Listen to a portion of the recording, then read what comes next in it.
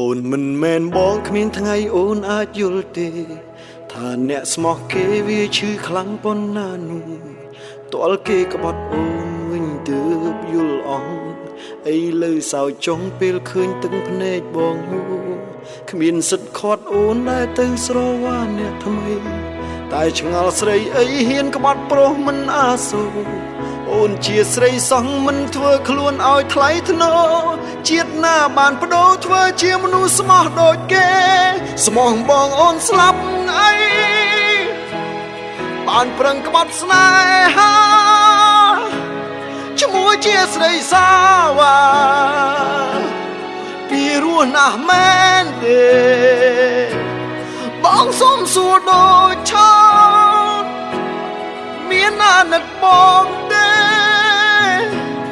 អូនក៏ជាមនុស្សដែរមិនដេចធ្វើបាបបងអូនមិនមែនបងគ្មានថ្ងៃអូនអាចយល់ទេអ្នកស្មោះគេវាឈឺខ្លាំងប៉ុណ្ណានោះរាល់គេក្បត់អូនវិញទើបយល់អស់អីលើសោចុងពេលឃើញទឹកភ្នែកបង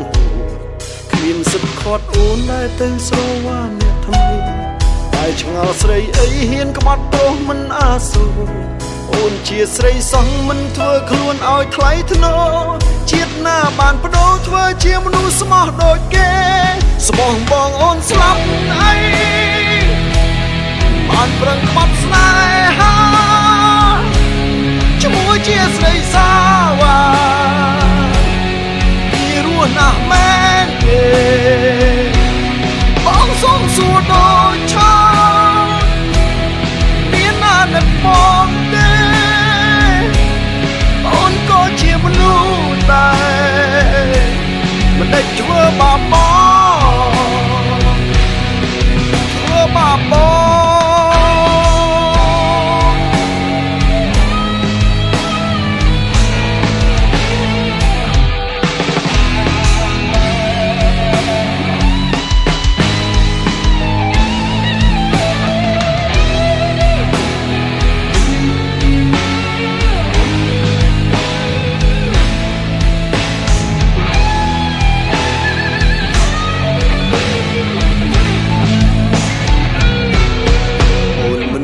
បងគ្មានថ្ងៃអូនអាចយល់ទេថាអ្នកស្មោះគេវាឈឺខ្លាំងប៉ុណ្ណាទាល់គេក្បត់អូនវិញទើបយល់អស់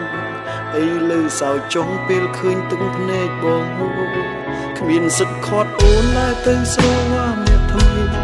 តែឆ្ងល់ស្រីអីហ៊ានក្បត់ប្រុសមិនអាសូរអូនជាស្រីសោះមិនធ្វើខ្លួនឲ្យថ្លៃថ្នូរជាតិណាបានបដូរធ្វើជាមនុស្សស្មោះដូចគេ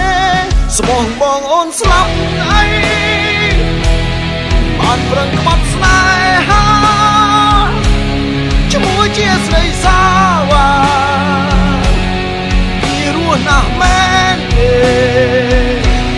បងសុំសួរដូចឆោតមានអាណិតបងទេអូនក៏ជាមនុស្សដែរមិនដេចធ្វើបាបបងស្មោះបងអូនស្លាប់អី